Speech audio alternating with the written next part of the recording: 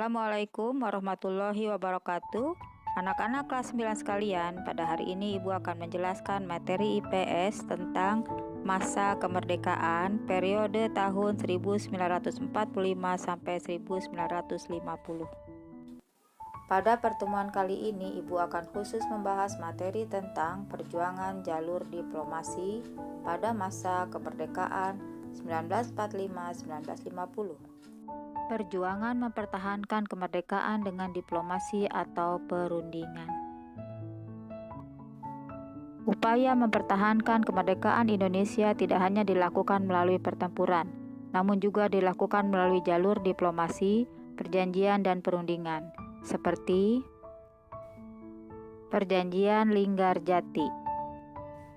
Perjanjian ini berlangsung mulai tanggal 15 November 1946 sampai dengan 25 Maret 1947. Hasil perundingan: 1. Belanda mengakui secara de facto wilayah Republik Indonesia yaitu Jawa, Sumatera, dan Madura.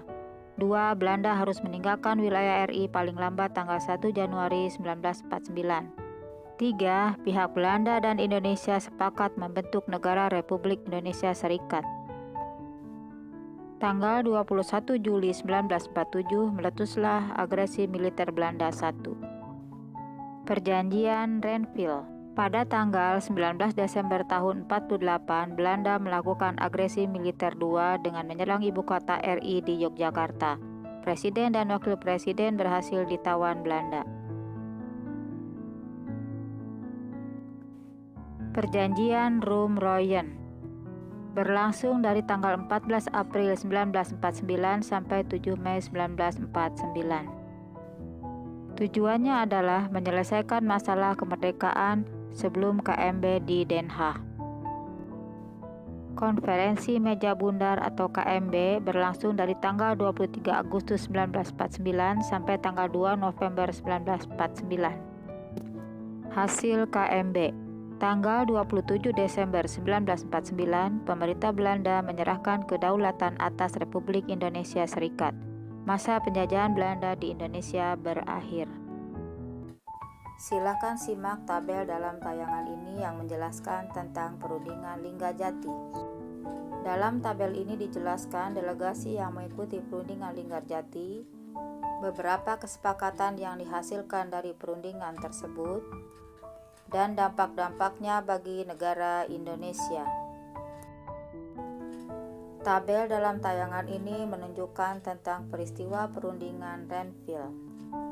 Dalam tabel ini dijelaskan tentang para delegasi yang mengikuti perundingan Renville.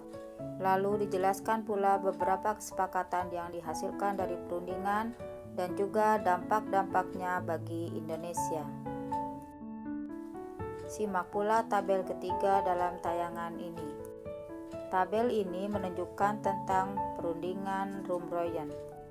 Dalam tabel ini dijelaskan tentang para delegasi yang mengikuti perundingan Rum-Royen, kemudian kesepakatan yang dihasilkan, serta dampaknya bagi negara Indonesia. Selanjutnya, silakan simak pula tabel dalam tayangan ini yang menjelaskan tentang konferensi Meja Bundar.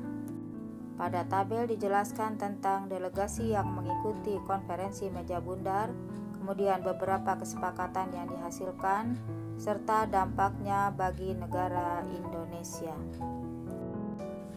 Anak-anak kelas 9 sekalian, demikianlah kiranya materi yang telah Ibu sampaikan. Semoga bermanfaat. Terima kasih. Assalamualaikum warahmatullahi wabarakatuh.